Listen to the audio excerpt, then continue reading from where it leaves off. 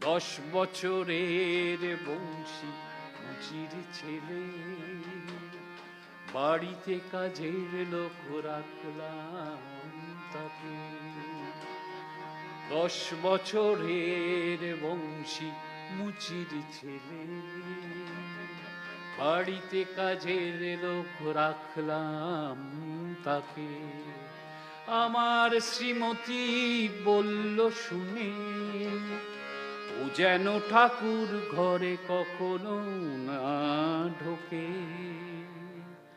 10 বছরের বংশী মুচির ছেলে, বাড়িতে কাজের লোক রাখলাম তাকে। মনে নেই আর। আমার না বুকে খুব কষ্ট হচ্ছে। আমি কালকে 9:30 ফিরেছি রেকর্ডিং করে,